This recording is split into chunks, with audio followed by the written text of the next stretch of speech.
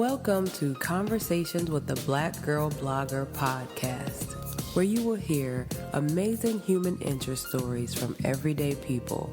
They will inspire you, they will encourage you, and they will help you to overcome all of what you are going through in your life. I am your host, Aisha Morgan, and let's meet today's guest. I did want to give a disclosure that today's topic is about drug dealing and street life.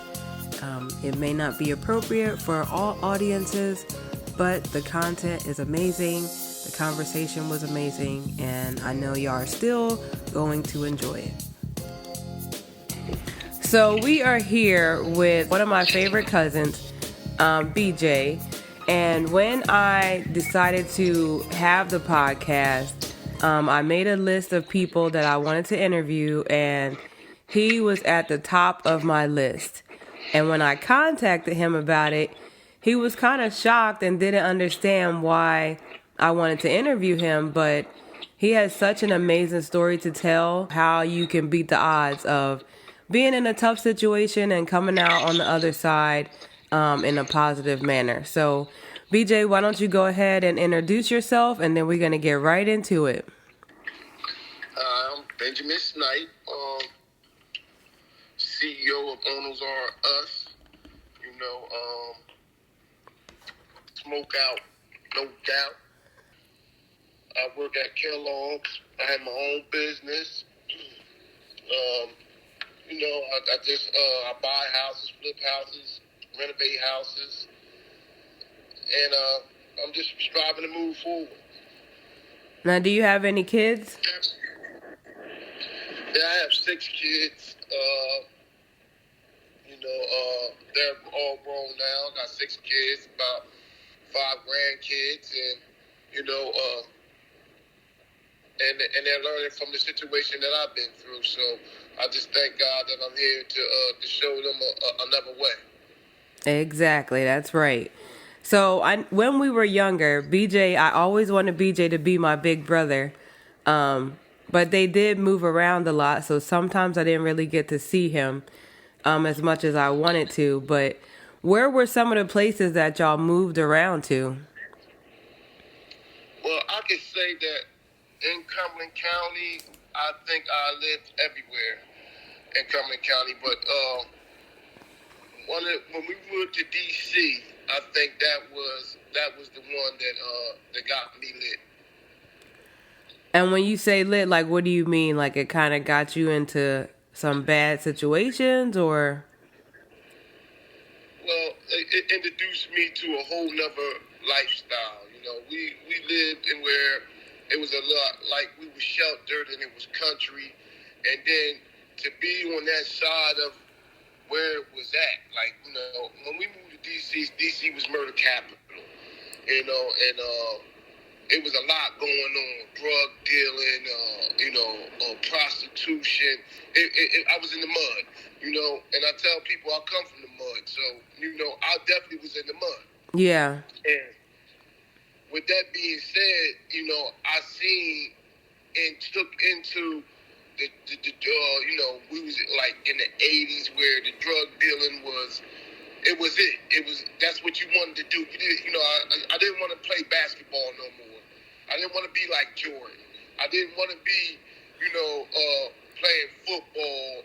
I wanted to be in the streets where the money was at, where I knew my local celebrities was doing. That's what I wanted to do. Yeah. It changed my whole train of thought. Have you ever seen The Wire? Oh, absolutely. So was it like that? D.C. and Baltimore is 2 different places. The Wire is really out of Baltimore, but yeah, it was somewhat like that. And when you look at those type of movies and them type of shows, you have to realize that people really living like that. Yeah. So when you look at that, it's real life situations like that. So when it was like that, it was worse than that. Got it. Okay. Because I remember coming to D.C. and visiting y'all, and your mom did not want me going anywhere with you. So the only place, it was just me, you, and Trouble on that corner. And when y'all left the yeah, and when y'all left the corner, I had to go back in the house. I couldn't go past the corner. So see, where we lived at, it wasn't that bad, but around the corner, it was popping. So, and that's what the big thing was, that would attract me to that because, like you said, my friend Trouble, that's crazy because his name was Trouble. Yes. So, but, he had a lot of older brothers and, the guys I was running with, Raphael and Stanley, who was in Northeast, DC, and they had older brothers, and a lot of their older brothers was getting killed at the time, too, because, like I said, it was murder capital. Yeah. So it wouldn't be nothing to go over there and be like, oh, so-and-so just died yesterday, but we were just hanging out with him that same day. So, that's what really turned me on and, into the drug scene, and, that's what really opened my eyes up to the drug scene. So when y'all moved back to New Jersey, how did you kind of transition into New Jersey, like in Cumberland County? Okay, so when I went to, we came back to Jersey, and I basically, I was looking for that outlet. I was looking for the plug, because I was hustling up there, and what happened was a good friend of mine. He said, "Let's go to Philly, and we're going to get some bud." Okay. So that's what happened. So and with that being taken, I start going to Philly, and we start getting weed and bringing it back to Selden County, which would have been Norma and Brotmanville, and start selling it. So from there, we moved to Goultown. Okay. And that's where, no, I can't say we moved to Goultown. We moved to Vineland. I'm sorry. We moved to Vineland, and I was right in the hood. 6 in Montrose, man. Like, that's what it was. I was with the Poppies, you know what I mean? And, as soon as you hit the brakes, they was on you. Perico Montega, and I'm like, oh, I'm at home. This is what I'm talking about. So, there was no blacks around there. The blacks was around the corner on 7th and Great. And I lived in, Spanish Harlem at the time. So, in Devon, Spanish Harlem, I lived right there on the corner. 6th and Montrose. Anybody will tell you that's where it was at. Mm-hmm. So, with that being said, I started hanging with the blacks around the corner, and we a lot of blacks wasn't allowed on 6th and Montrose. So I was just one of the very few, and I started hustling over there with the Poppies, and they introduced me to a whole new world, the Montega, and that would be called heroin. Oh, okay. And I took that from there, and see, the hustling game, it's progressing. You start learning this, you start learning that, you start dipping and dabbing in this. It's just like going to school, learning how to write. Then you learn letters. Then you start putting the letters together to make words. It's the same thing, but you're hustling. And you don't know what this is until somebody tell you what this is and what this does. I started selling weed. I thought I was the man. I went from weed to selling crack and cocaine. Getting cocaine. I didn't know how to cook it up. So then when you learn how to cook it up, it's a whole other ball game. Right. And when you start selling dope, you start buying bundles, and then you start taking it to the table. What's taking it to the table is you start cutting your own product, and you put your own product out there. You graduate, you get higher in status. So, this is just the way anything goes in life. You're progressing. So at any of this time, are you a teenager now, or are you, in your 20s? Oh, man, I was a teenager. I was getting plenty money. as a teenager.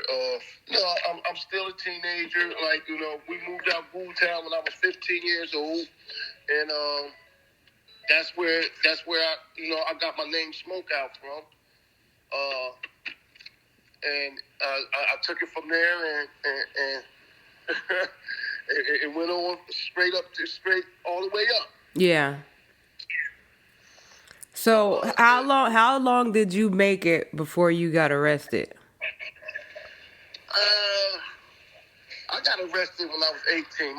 God bless the dead. My mom used to tell me all the time, they're going to knock you off when you get 18. You're going to go to jail.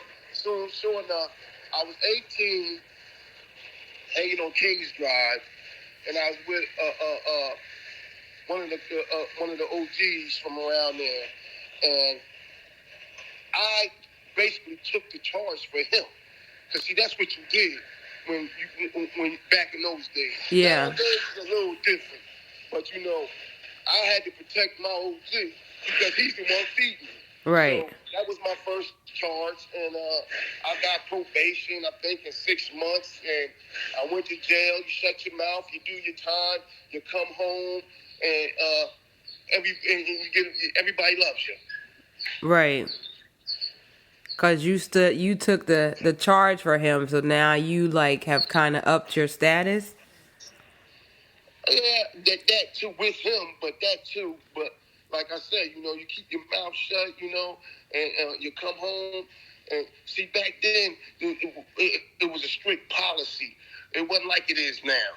You didn't tell the way these guys do now. So you held your weight, and the OGs took care of you. Yeah. While you was in jail, you went to jail, and you was part of his crew. You know what I mean? They send you money. You didn't want for nothing. Now it's totally, the game is totally changed, and a lot of real guys that was in the game that's out, they're dead, locked up, got life. So it's hard to teach the young ones the right way to come up. Right. So through this time, you're 18, you get out of jail, you're on probation. How far would you say that you moved through being your own boss? Not too much, came home, jumped right back in the game, same cycle,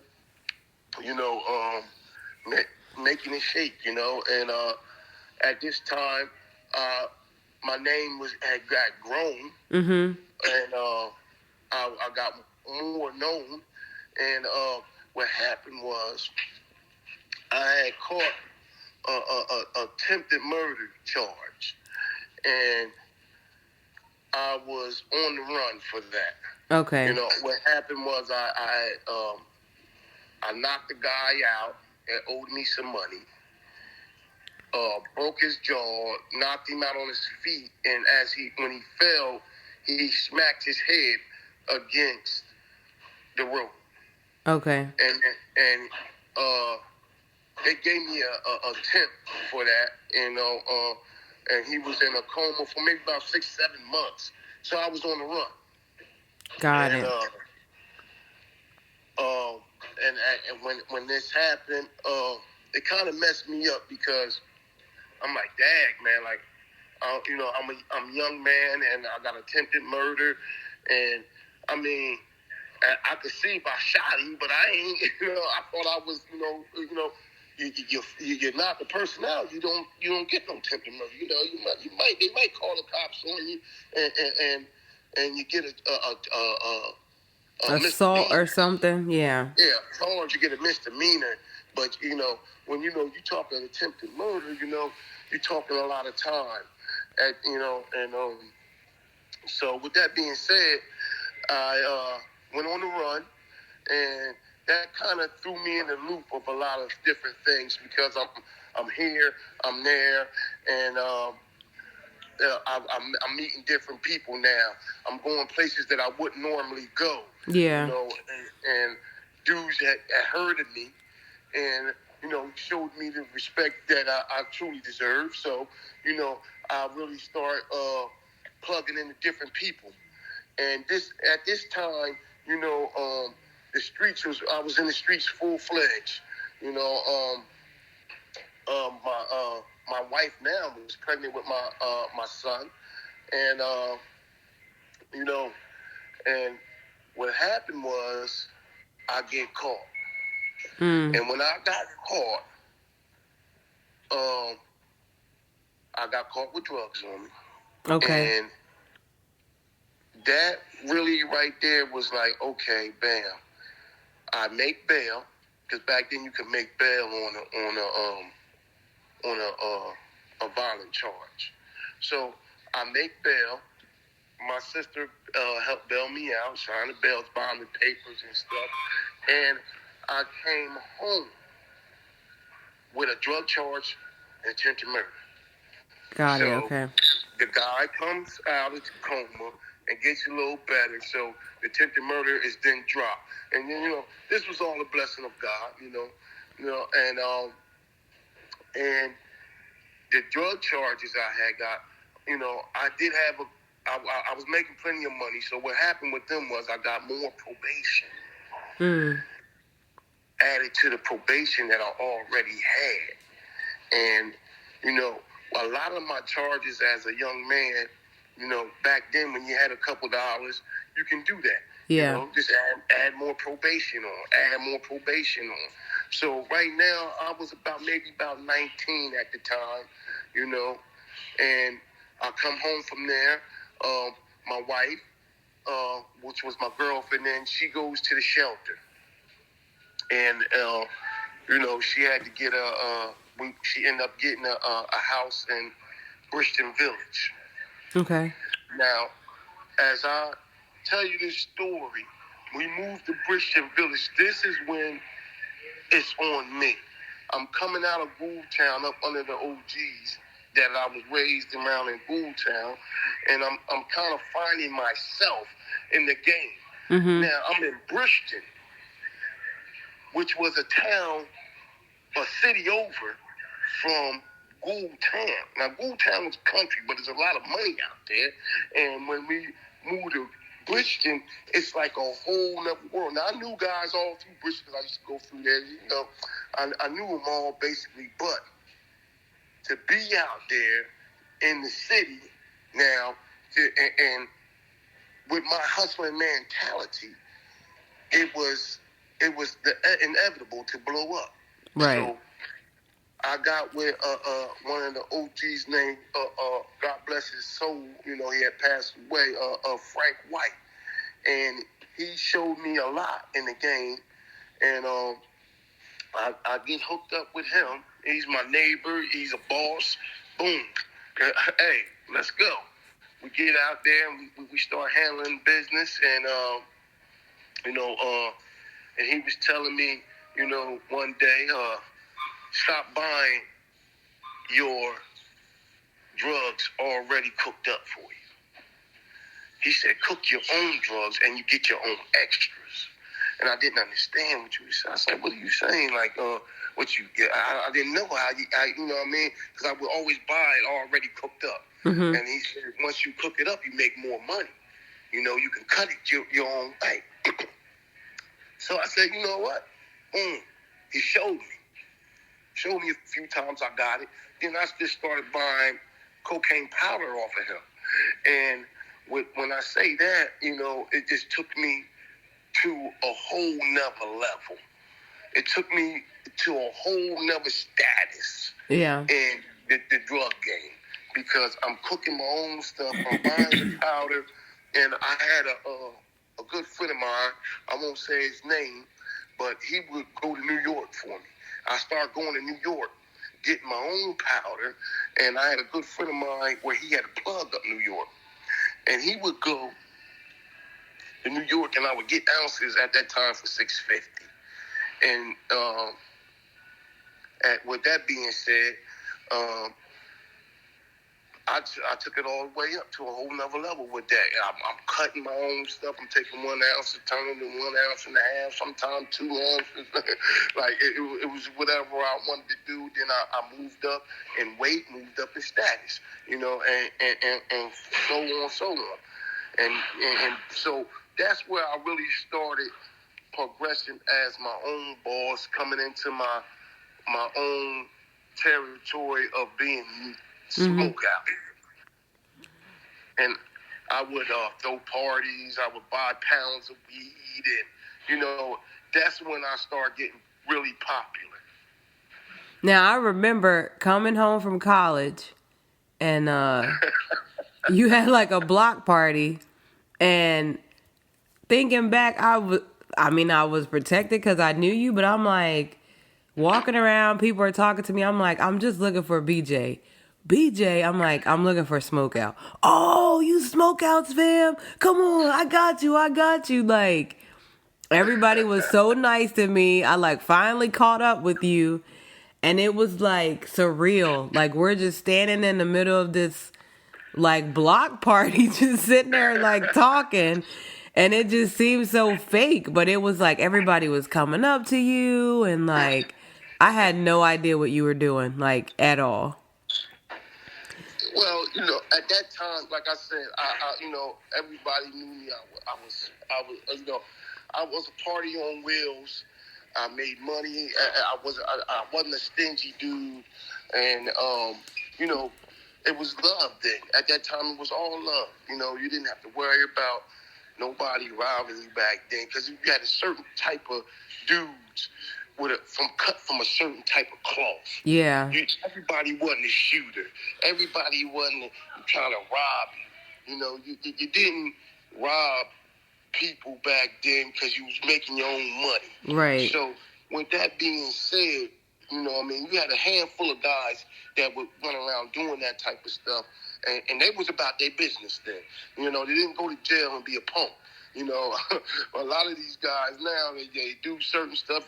They shoot people, but then you got to go to jail, and then you're in different situations. You're in protected custody and them type of things. So that's what it is now. But then like I said, you seen the love that was it was truly genuine, and everybody had a good time. Everybody. It was love then. So, yeah. So at the height of your street life, what would you say was like the amount of money you were making, like, at the height?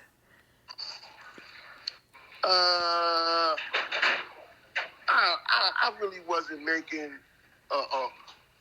I spent a lot of money, more than I made a lot of money. But let's just say I counted $1 million 3 times. We call that a ticket in the hood. So, I had a ticket to get out of the hood, Yeah.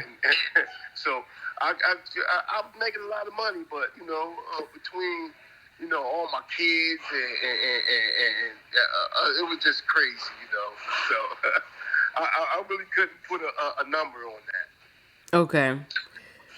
So now you're like in Bridgeton, you're making a lot of money, spending a lot of money, just love all over the city for you. Did you stay in Bridgeton or did you move somewhere else? Well, what happened was I had got so hot that the cops couldn't stand me, and they hated me, and they was going through, they were breaking the law to uphold the law. So I read something that said, when you break the law to uphold the law, that is no law. Right. So I noticed that, and I seen it, and I just, I said, let me get out of mill, because they tried to get somebody to set me up that I knew I would sell to with no questions asked. Mm-hmm. And he came to me, and he said, hey, which he's out the game right now. So, he came to me and said, hey, it was the cop's was named Skip and Caldwell. He said, Skip and Caldwell wanted me to come buy an 8-ball, which is, an eighth of crack from me. Mm-hmm. And I said, you sure they said me? He said, yeah, they tried to get me to come buy it off of you and set you up. So when he said that to me, all red lights and red flags went off like, oh, they ain't playing fair. Now, this guy was a made guy. And if he wanted to set me up, I would have been set up. And it would have been that simple. So, what I did then is, I remember watching, God bless them, my mom took me to see Harlem Nights. And I remember when he told Quick in that movie, we got to pack up and leave. And that's what I basically told my crew. I said, we got to pack up and leave. They playing dirty. They tried to get a made man to come set me up for something little as an 8-ball. And I said, it's time to leave. And that's when I told, I moved to Millville. Okay. It was just crazy at the time. Plus, I had to go anywhere. What happened was I got raided in the projects. So we got kicked out of the project, so we moved into the house, and I got raided at the house a couple times, but they could never find nothing. So now they're playing dirty, so I said, let me get out of here while the getting is good. Yeah. So I went to Millville and started up a whole new empire. Okay. So in Millville, do you feel like it was the same thing with the police, though, that they were targeting you after a while? Oh, absolutely. I mean, once your name get out there, and they're gonna come at you. They're gonna send people at you. But at this time, I was a lot older. I was a lot wiser, and I mean, I got my house kicked in Millville maybe 4, 5, 6 times. So, and back then, around our way, we didn't have so much of blocks. You do have blocks, but I would sell right out the house. Like, everything was a go. Yeah. And I would pump right out the house. So it didn't even, that was my spot. I didn't have to go to nobody else's spot. You came here, I know you want to buy from me. So, I would pump right out the house. And what happened was every time they kicked the door in, they wouldn't find nothing.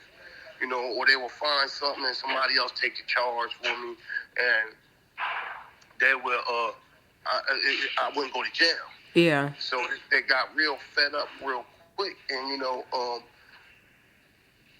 what happened was I got raided. I was home. I came home after doing a 3-flat, and I said, Dad, they done raided me, and I was only home for like 3 months, I think, and I was stressed out. And I said, I got to do something, because I'm home. I was home 3 months. I get raided. I got a new charge. So, and I got them fighting.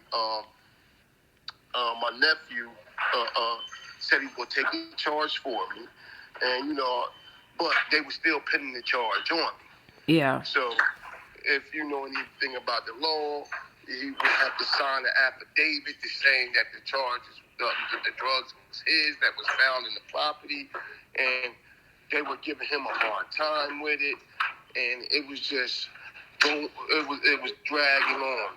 So that's when I said, I made up my mind. I was listening to, I'll never forget it. I was listening to Jim Jones.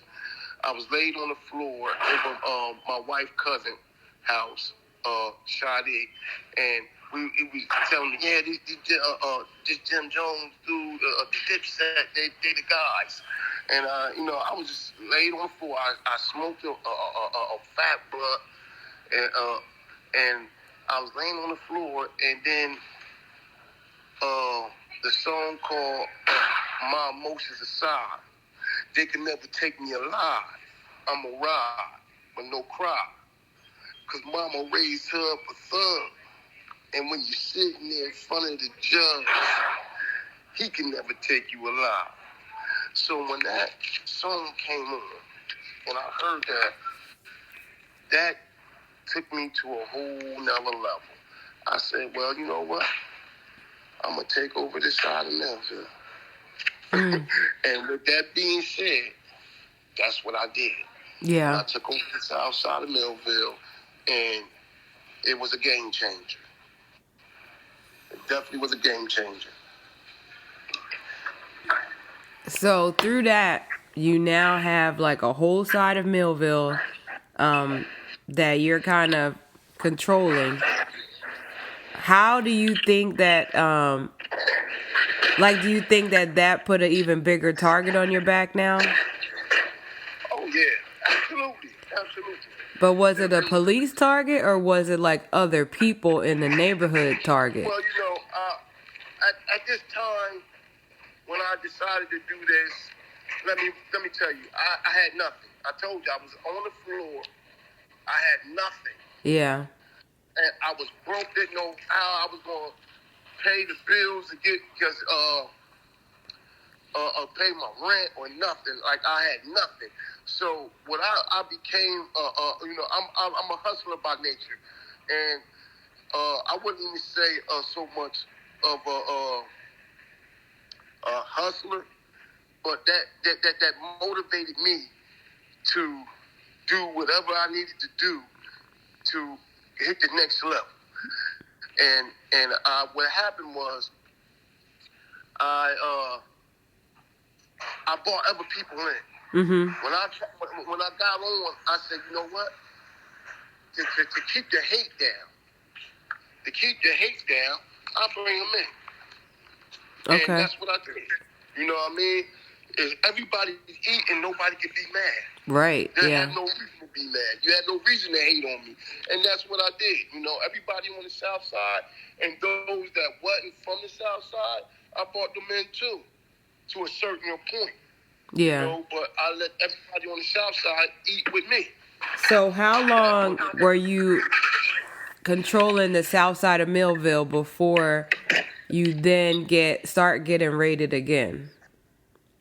Well, they would come down there.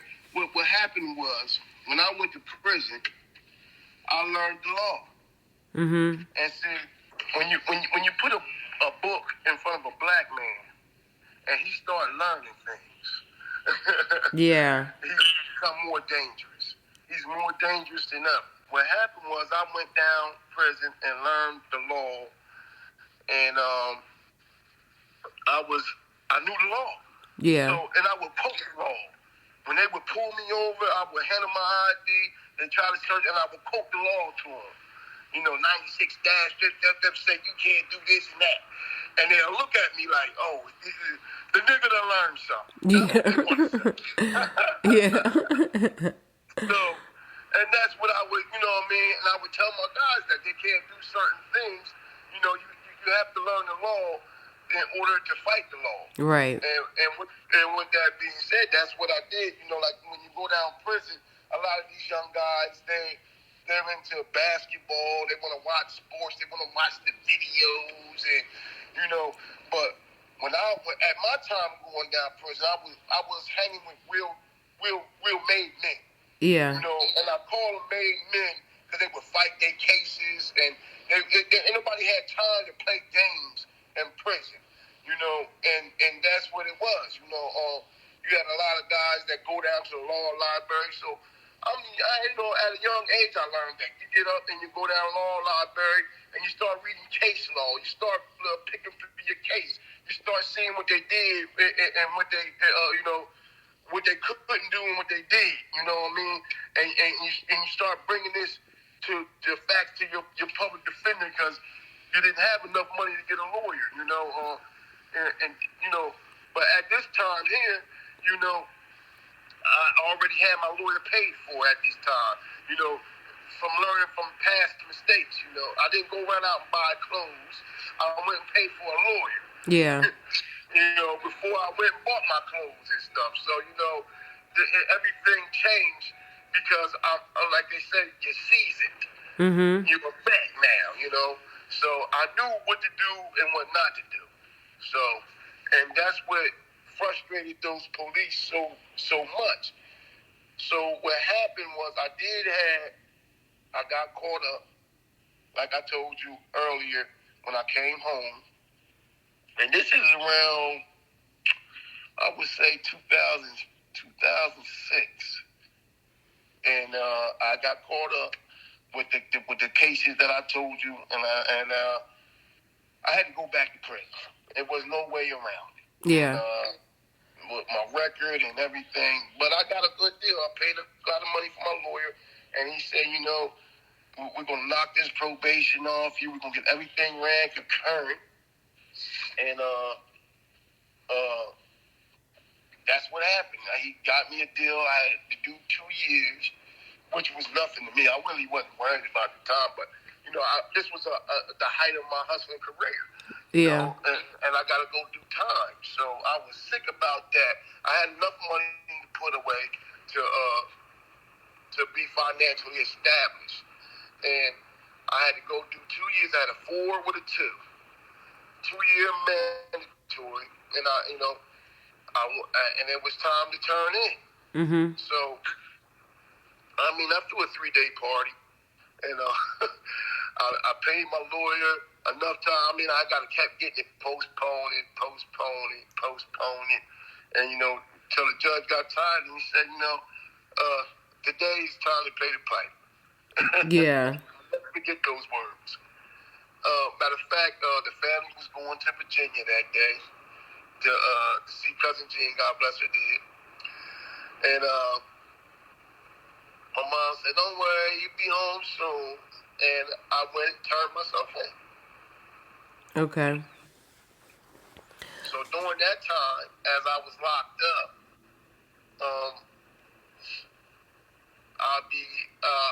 like I said, guys see who got money in there. I come in there, I go to the county, and basically doing what I want in the county. So, I had a good job. I could move around. I'm selling cigarettes. I'm smoking weed. I'm doing whatever I want in the county. And because I knew a lot of the officers, you give them a couple dollars and they do what you ask them to do. Yeah. So they got me out of there fairly quick, and I go down to the prison now, and at this time here, I was introduced to a whole other world in prison this time. Mm-hmm. A lot of things changed. It wasn't the God bodies and the Muslim that was running things. It became Bloods and Crips. Okay. And this is when I got introduced to the blood world, and I became mob power. And that opened up a whole other door. I'm meeting new connections, and from up North Jersey, and it was a crazy time. And with that being said, I came home, and when I came home with a different status. I came home with a new me. Yeah. And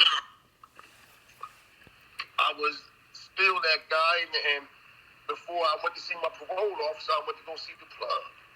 And the plug was with him. He was with me 110%, and it just became something bigger and better. And I really became into the blood world. Got it. Okay.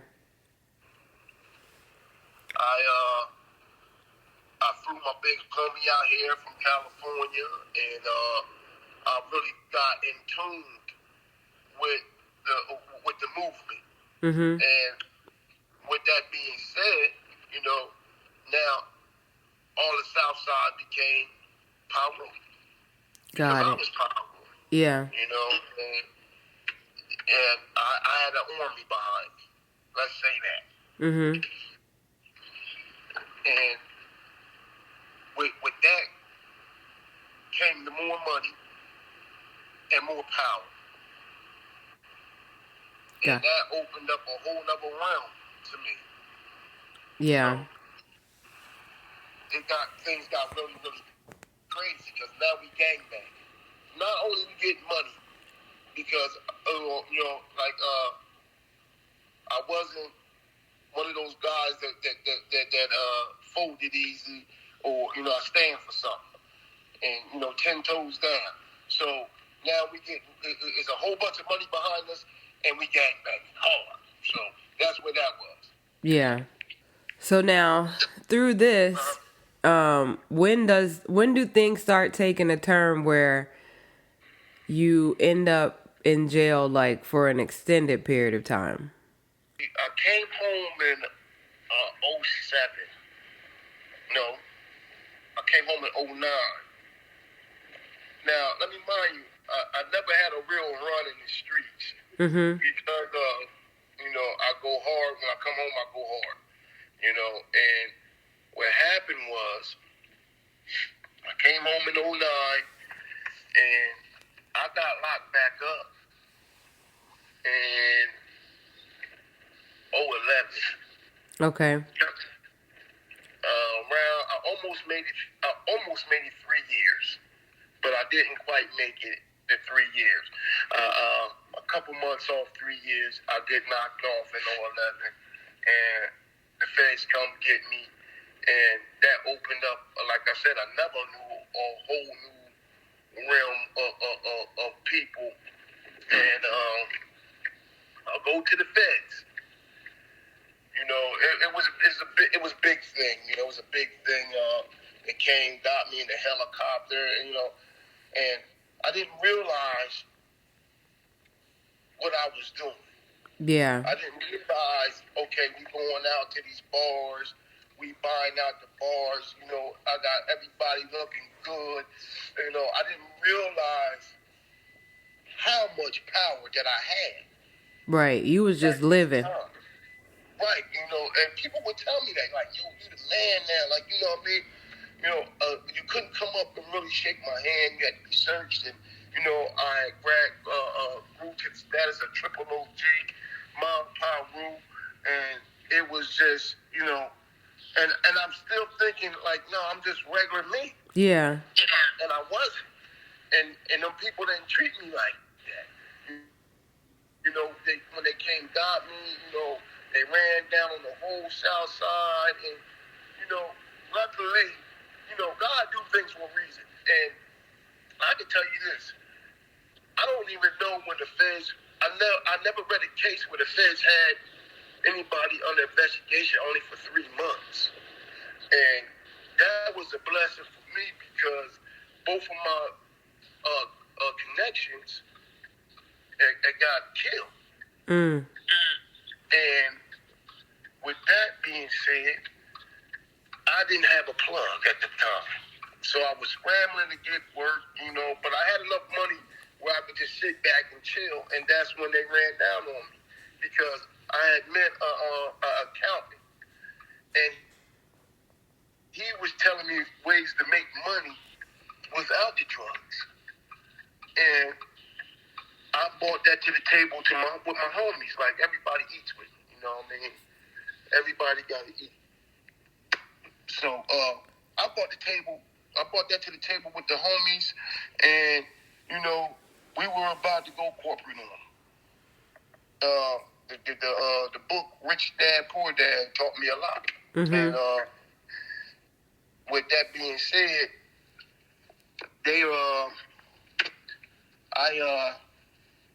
I went and brought that to the table with the homies, and then I was getting out the game. It was a wrap. And they came got me. They listened to my phone calls, and they came got me. Got it, okay. So when you got arrested, you were in a helicopter? Yeah, they came pick me up. Snatched me up. Took me to Camden. And, they kidnapped me, what I say. And the rest is history. Like, I went to the feds, which they couldn't get me what they wanted to get me with. That was another blessing. But they tried to get me with racketeering. But being though, like I said, I was seasoned. The big homie seasoned me to not make no calls, which was I never told nobody to go kill nobody. I never told nobody to do no harm to nobody, and I wouldn't deal with the homies on the drug level. I would deal with other people, and with that being said, that saved me from the racketeering charge that they were trying to get me, and it dropped down to conspiracy. And I went to jail. I went to the feds. started off at Big Sandy, level 7 penitentiary. And then I ended up going to Cumberland. That's a medium. Then I went to Fort Dix to a low. And came home from there. Well, when I went to the low, it was I was able to talk to a lot of different people. Because in the pen, you can't really everything is segregated. And when I mean segregated, you can't. The whites don't fool with the blacks and the Mexicans, and so when I went to the medium, it was a little bit better. But when I went to the low, it was I was able to talk to the people and learn things. Mm-hmm. And when I learned, I asked the right questions to really set up an LLC. This is where I learned to buy houses and flip them and start a company that I can make profit with. Yeah. So how long were you in federal prison? I did about 7 years. Okay. So obviously, like, the federal level and the regular prison is different, but what do you think was, like, in that 7 years, what do you think changed you the most? Going to the pen, being around men that was never good guys, that was never coming home. Yeah. And that woke me up to the fact where I got to do something different. So I went and got my GED, and I said, when I come home, I'm going to go to college. And that really woke me up, because a lot of good men that's not coming home, and the charges really wasn't that serious. Yeah. And I thought I was guessed, So when you get out, what does that process look like? Like, was it different from getting out of regular prison? Yeah, absolutely. My train of thought was totally different. I came out with my feet running. I came home. I knew what I wanted to do. I had a plan set. So that tells you a lot right there. And I was around a lot of good men, and I had everything written out what I wanted to do and how I wanted to do it. And that was the biggest step for me to change my life. Yeah. So I remember you telling me that when you got out, were you on probation or you were just out? No, I'm actually still on federal probation. Yeah, because I remember you said the judge asked you how was it that you were the age that you were and you never had a job. That was a big thing, because why would I work if I'm making... Right. He was like, you said, that man was like, how is it possible you never had a job? And that's so true. And you look at it, and he was shocked, but I wasn't. Yeah. Because I'm looking at myself as an entrepreneur. I'm living the American dream. My bills are paid. I'm living good. I'm hood rich. Well, what more can you ask for? Yeah. So that kind of that he was really shocked. The judge was really shocked about that. But this is what none of my guys had jobs. None of it was just, why would I work for you when I can get money on the street? Yeah. So what was your first official job and how old were you?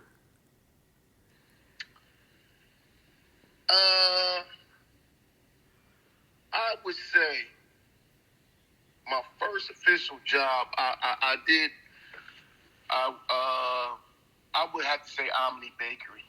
Okay. And I might have been about 30, maybe about 40.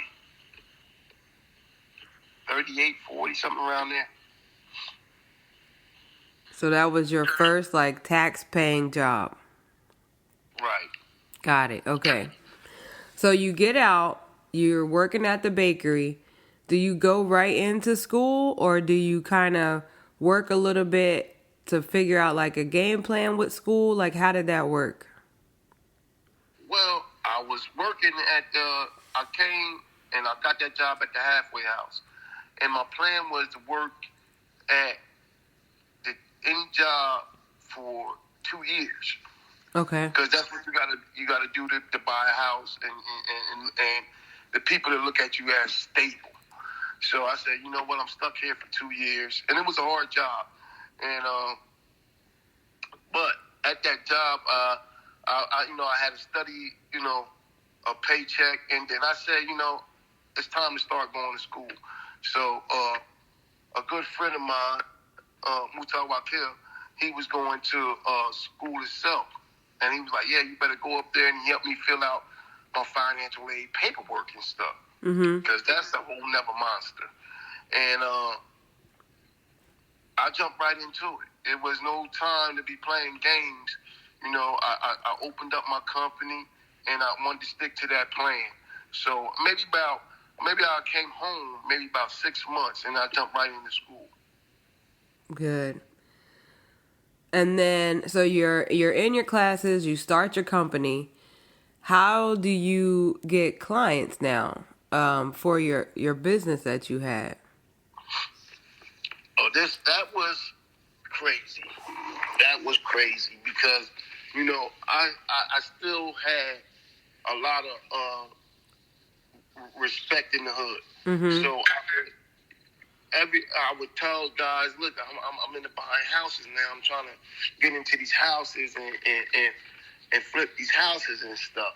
And, it's hard because I'm working a regular job. I'm going to school, and I'm trying to figure out how can I get into this business? Now I know how, but the thing was, how do you get into business without the money? Now, I was taught the hard money lender way, but then see, when people tell you stuff and teach you stuff, you have to go through it to see exactly what's going on, and I didn't know that they're called points. So you got to have the money for the points that the hard money lender is willing to lend you. You know what I mean? So you got to at least have $15,000 to even deal with a hard money lender getting in the game. And then you want to flip the house. They fund you the money to fix the house, and you flip the house. And then they get their money, and then you keep the profit. So now, with this being said, I'm working. We're struggling to, a regular job. I'm working mad hours. I'm going to school. So I just couldn't figure out I'm saving every penny that I can save. I couldn't figure out how could I get this money up to get into this housing market. And I'm walking around Millville. At the time, the housing market was bummed out, and the houses was going dirt cheap. I'm talking about dirt cheap. But they had to be fixed up. So I didn't even have the money to buy a $12,000 house at the time. I was, I'm just trying to find my way. Yeah. And one of my good friends came to me and said, hey, they're selling the house for $300. I said, get out of here. They ain't selling no house for no $300. He said, yeah, I'm telling you, there's a sign on the house. They say $300. I said, take me to it. Now, at the time, I don't even have my license or nothing. We walked down there. And they said $300 on the house. So I'm looking at the house. I called the people. And they said, well, we want $3,000 down, and you pay us $300 a month. But you buy the house as is. Okay. So they sent me the lot code on the house. The house is terrible. When I tell you terrible, it's terrible. Big old holes in the ceiling, in the roof, where it rained for years, and It's mildew, rot. Everything in this house was says keep it walking. Mm-hmm. But I said I got the $3,000 to put down. I got the know-how how to do this house, to get this house fixed. And I had a vision. I thought about it and thought about it. And I said, you know what? What I'm going to do is I'm going to buy this house and I'm going to fix this house up. I'm going to fix this house and this is going to be my first property. Yeah. And I called them and they sent me the contract over the phone and everything. And it was they call it a lease to sell. Yeah. And that was my first house, and God bless it. I got our cousin Pancho to come over there and look at the house, and he said, we can fix it. I said, you think we can fix it? Because I had some money saved up. Yeah. And I said, well, how much you think it cost to get this house up and running? He said maybe about $7,000. And I had maybe about $5,000-6,000 saved up, and I said, well, way I work, I'll go ahead and I'm going to get this house and fix it. And I got the house, and we started working on it. I went in there, I started gutting it out and everything. We had to put a new roof on it, and I ran out of money. Oh. It was like, that was hard for me. I came to a standstill. Yeah. And what happened with that was, okay, I said, how can I finagle this? So what I did was, I stopped paying rent where I was at. Mm-hmm. And I started using my checks that I was paying rent with to fix that house. Yeah. So, and when I tell you I had to fix this house, I had to put new electric lines in it. And, I got a couple good guys that knew how to do this stuff, and they blessed me doing it dirt cheap. And, a couple guys ran off with my money, and, I had to hawk them down, But long story short, we get in this house, and everybody in the neighborhood, everybody rode past this house saying that this house was straight, thought they were going to tear it down. And I made that house gorgeous. Yeah. I made that house a statement that said that it can be done. Yeah. And with that statement, bought other jobs. Other people wanted to, hey, you did that house there? And that opened a lot of doors for me, as in my reputation is starting to change, because he's not just the guy who was a big-time drug dealer. Right. He came home, and he's really doing houses. And that got me a lot of business. That house was a statement that said it could be done, and I did it, and that opened up a lot of doors for me. That's amazing. So did you move into the house, or did you rent it? Like, what did you do with it? Oh, now we go from paying $875 a month to $300 a month. Yeah. I moved in that month. Yeah. Smart move. And when we moved in the house, oh man, it was a beautiful feeling. Like, it was a goal accomplished. Yeah. And my 5 years of goals that I had written down on paper, one was accomplished, and that was getting my first property. And my goals was to have, 6 to 7 properties time I get off of federal probation. And I didn't quite make my goal, but I see the progress And that's so much important to see progress in what you're trying to do. You know, that's very important. You just can't set a goal and just set a goal and sit there. You got to make steps to your goal.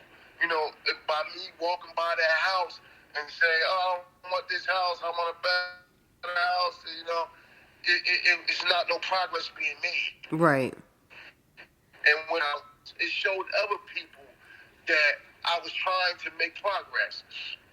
I even brought my parole officer over there. I told her, hey, I bought a house. And she came over there. She looked at it, and she said, why would you do something like this? But she seen the vision and when it was done. Yeah. And she said, I'm so proud of you. I can't believe that this house looks like the way it does. And for your parole officer to tell you that boosts your confidence 110%. And, you know, I was going to school, and my goal was to really get houses and turn them into sober living houses. That's what was my, you know, and I'm still working on that right now. And that was my goal, you know, because I'm going to school for my sociology degree, you know, and I really wanted to give back to the people that I helped destroy their lives with the drugs, you know, and that was my goal. Yeah. And I'm still, you know, I'm still working on that. But at the end of the day, for her to tell me that really boosted my confidence, and you know, I was gun ho.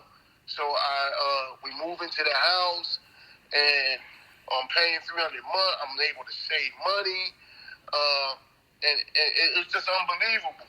Then I leave the bakery job that I'm in, and I said I gotta do something better. Yeah. And I put an application at Kellogg's, and somebody was telling me about this job. A good friend of mine, my friend Alan Nobles.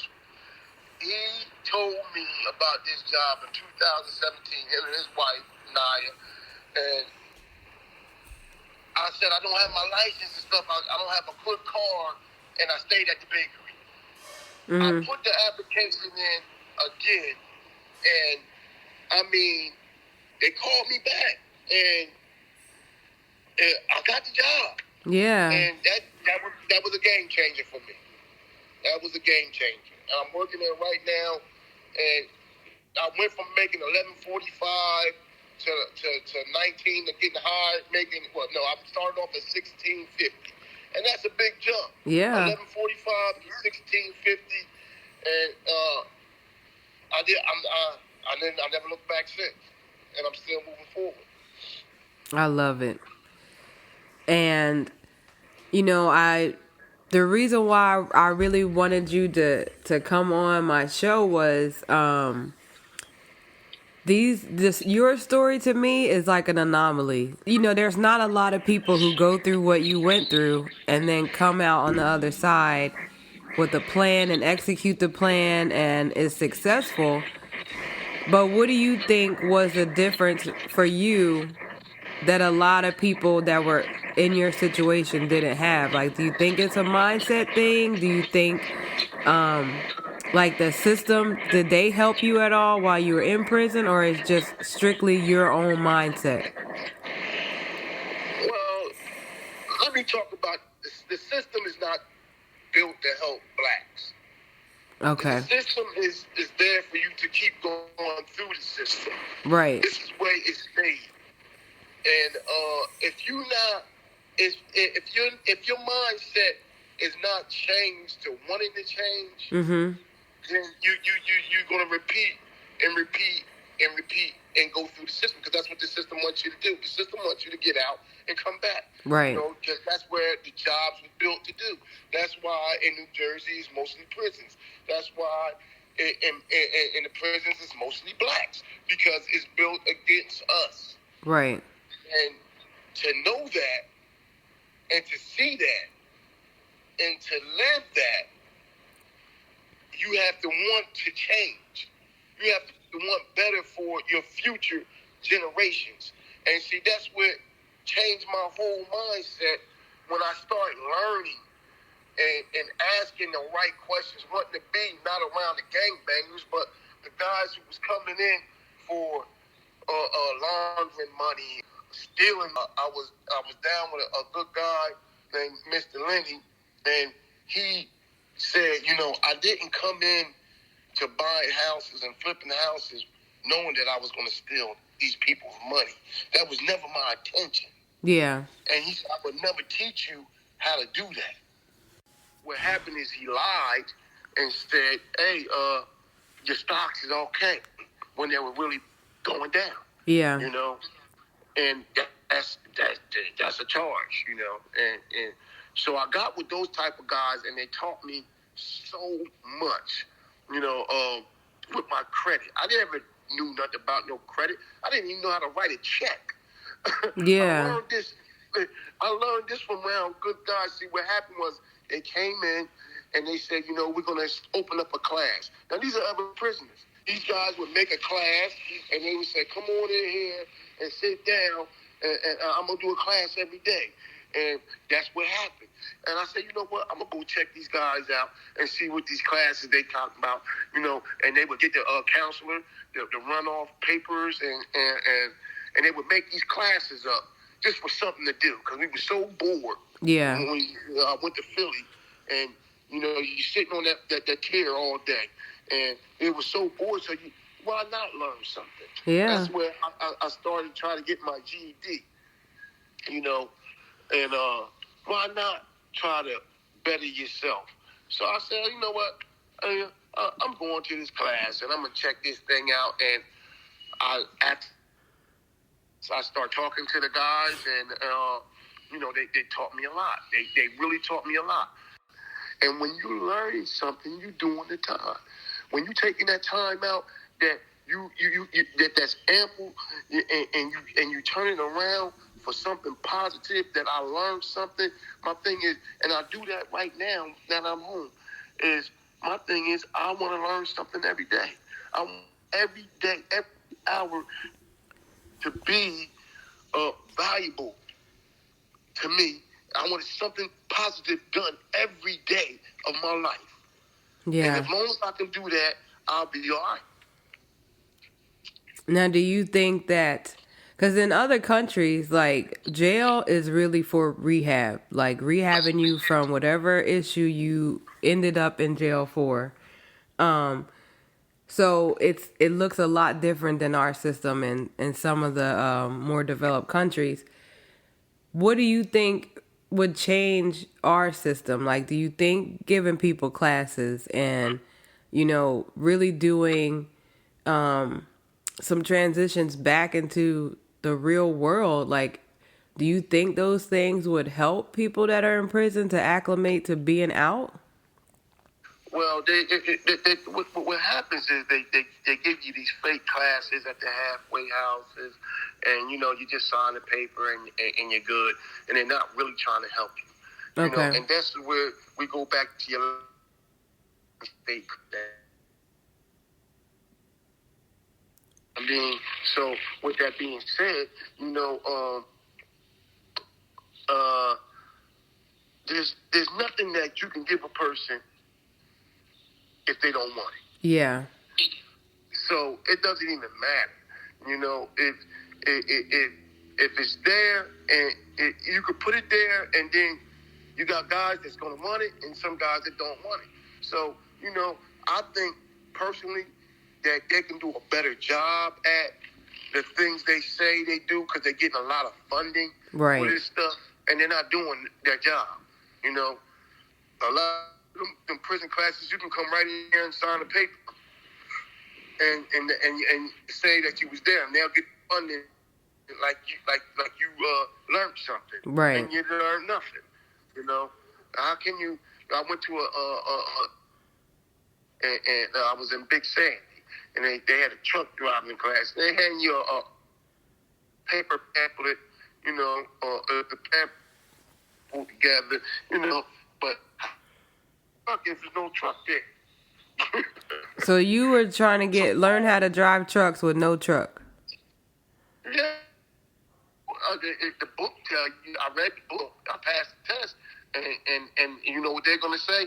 Hey, we had 1,500 inmates take this truck driving class, and they passed it. So, you know, we're doing our job to try to rehabilitate you. But how can you rehabilitate me when you ain't never teach you how to drive a truck? I never drove a truck before.